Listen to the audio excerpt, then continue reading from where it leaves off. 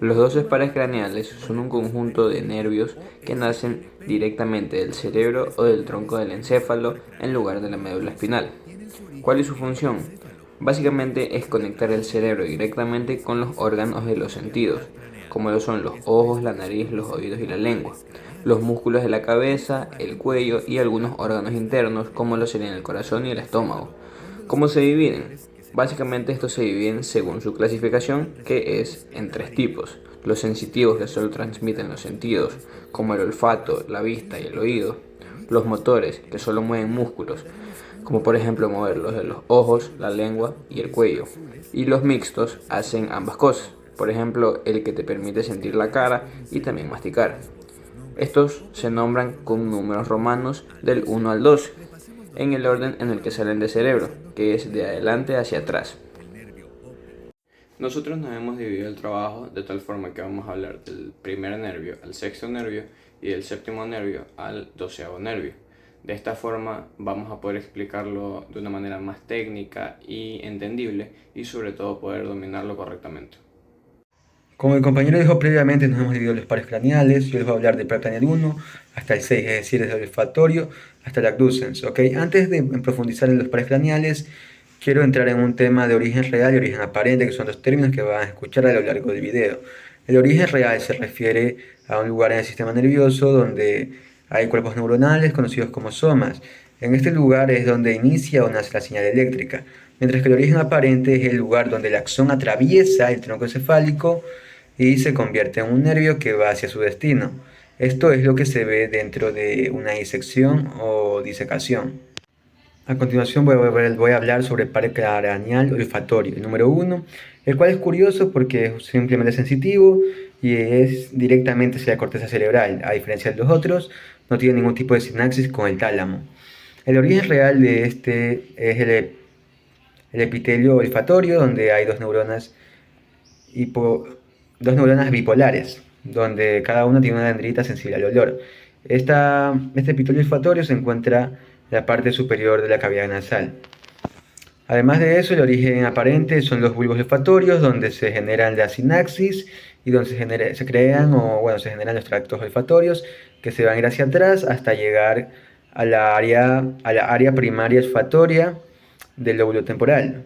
Además de esto, es importante saber que para que los nervios ingresen a lo que es el cráneo, van a estar incrustados se van a incrustar dentro de los orificios de la lámina cribosa del gmoides, específicamente en 20 orificios por cada lado, es decir, un total de 40 para formar el lado derecho y el lado izquierdo.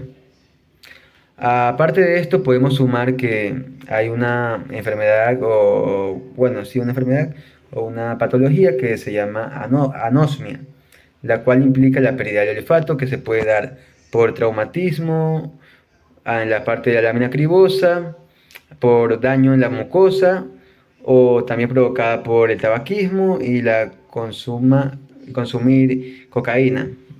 A continuación voy a hablar del nervio óptico o el par craneal número 2, el cual es uno también sensitivo, y es curioso porque técnicamente no es un nervio, sino que es un tracto del encéfalo, ya que está recubierto por meninges, o también lo podríamos considerar como una extensión del sistema nervioso central. Bueno, también algo curioso es que algo sobre cómo se origina o cómo es el estímulo sobre la visión es que las señales visuales se inician en los cones y bastones de la retina y luego pasan a las células bipolares y por último pasan a las células ganglionares, que estas últimas son los que llamaríamos el origen real.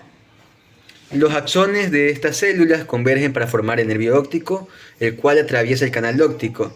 Y aproximadamente 10 milímetros después del globo ocular, los dos nervios ópticos convergen en el quiasma óptico. ¿Qué es un quiasma óptico? Una imagen que va a aparecer por aquí la estarán viendo, que es que en el momento de los ojos o el nervio óptico hay una parte de los nervios que van de forma lineal, recta, en una misma dirección lineal, y la otra que cruza, como una X. Bueno, eso en sí es el quiasma óptico, que por aquí va a estar apareciendo una imagen. Además de eso, también hay algo que se llama anopia, el cual es la pérdida de la visión en uno o ambos ojos, o la pérdida de la agudeza de la visión de uno o ambos ojos, después o a través de los siguientes factores o motivos, los cuales son como fracturas de órbita, tumores hipofisarios, eh, aneurismas o enfermedades como la esclerosis múltiple, la cual puede causar una pérdida de agudeza visual o defectos campimétricos. A continuación llegamos al punto número 3, para el número 3, el oculomotor, el cual es el primer nervio motor que vamos a hablar. Su origen real se encuentra en los núcleos motores del mesencéfalo y su origen aparente en la fosa interpeduncular, también ubicada por el mesencéfalo. Su función principal tiene dos funciones, la primera es sobre el motor, que tiene control de los músculos extrínsecos del globo ocular, lo cual permite el movimiento del globo ocular como tal, arriba, de abajo hacia arriba, verticalmente, transverso y recto medial, oblicuo inferior, recto superior, recto inferior, todos los movimientos que se puedan imaginar, este nervio se encarga de hacer eso. Además de esto, tiene una función bastante importante que es que regula la constricción del globo ocular, lo que regula la entrada de la luz a nuestros ojos. A partir de aquí hay una correlación clínica que se conoce como toxis, que es cuando se sufre una lesión en este nervio, se sufre una caída del párpado superior, y la midriasis, que es cuando la pupila dilatada, cuando hay una pupila dilatada que no responde a la luz. Estos casos de pupila dilatada que no responde a la luz casualmente también se pueden ver en las personas que tienen o están en influencia bajo estupefacientes. El nervio troclear patético o el paracraneal número 4, conocido como patético porque el músculo extrínseco que inerva hace que el globo ocular se pueda mover hacia abajo y hacia adentro, como una expresión de patético. ¿Okay? Curiosamente no es un nombre popular que se le ha dado, sino que es un nombre que varios científicos le han administrado o gestionado, que simplemente lo busqué por curiosidad. Además de esto, es un nervio exclusivamente motor como el nervio anterior. Su origen real se localiza en los núcleos del mesencéfalo. Posee una característica única, la cual es que emerge desde la parte del dorso del tronco encefálico. Bueno, también se puede decir parte posterior del tronco encefálico. Su función es la inervación de un único músculo, conocido como el músculo oblicuo superior del ojo. Este músculo permite realizar movimientos oculares complejos de rotación y torsión del globo ocular. Además de esto, es considerado el nervio más delgado de todos los pares craneales. También tiene el recorrido intercraneal más largo de los nervios craneales, lo que lo hace particularmente vulnerable a traumatismos cráneoencefálicos. El nervio trigémino o el quinto par craneal es un nervio mixto que cumple funciones motoras y sensitivas. Los núcleos sensitivos se encuentran en la parte del tronco encefálico, mientras los motores se encuentran en la parte del puente o la protuberancia. Su origen aparente se encuentra en la cara anterolateral de la protuberancia. Y bueno, su distribución y función va a ser un poco más larga que las otras porque cumple dos funciones, ¿no?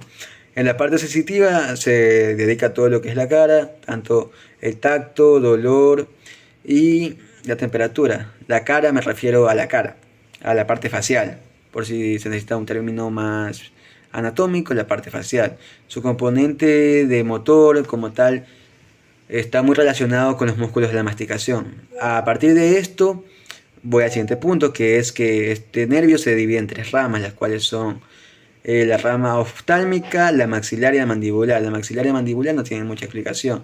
Como dije, tienen que ver con la masticación, se inervan a los músculos de la masticación.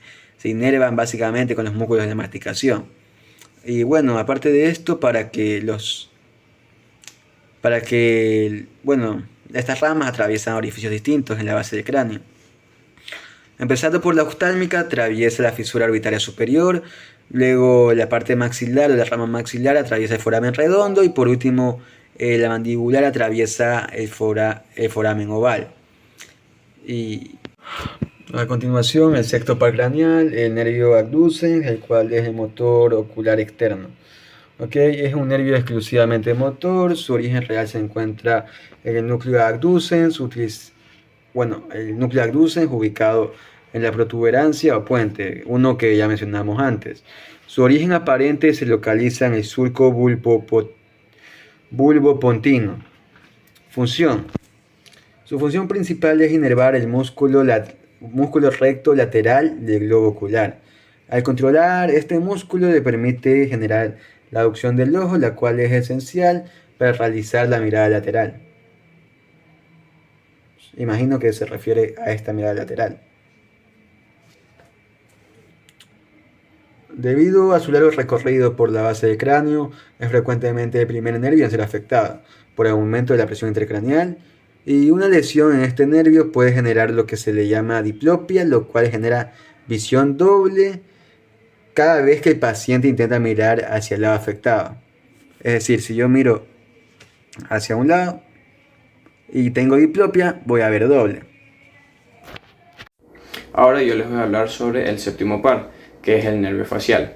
Este aquí es mixto y su origen real está en los núcleos motor del tracto solitario y salival superior en el puente.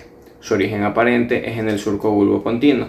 Este aquí inerva los músculos de la expresión facial, da el gusto de los 2/3 anteriores de la lengua y controla las glándulas lagrimales y salivales.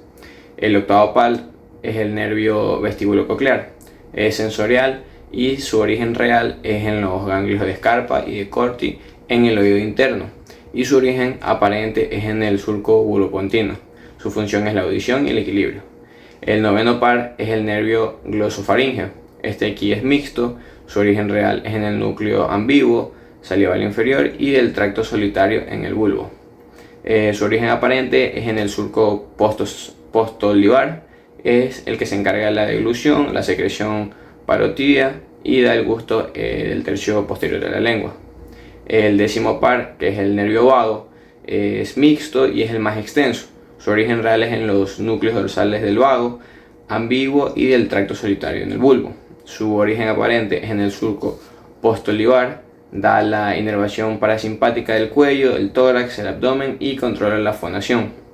El undécimo par, que es el nervio accesorio, es motor. Su origen real es doble, ya que sea en el núcleo ambiguo, en el bulbo y en el núcleo espinal en las astas anteriores de C1 a C5. Su origen aparente es en el surco postolivar y el cordón lateral medular. Este aquí inerva los músculos del esternocleidomastoideo y el trapecio. Y por último, el duodécimo par, que es el nervio hipogloso. Es motor y su origen real está en el núcleo del hipogloso, en el piso del cuarto ventrículo. Su origen aparente es en el surco preolivar, siendo el único que sale por delante de la oliva, y su función es que coordina los músculos de la lengua. Y por último, algo que deben recordar siempre es diferenciar correctamente entre el origen real y el origen aparente. Esperamos que este repaso le haya servido tanto como a nosotros.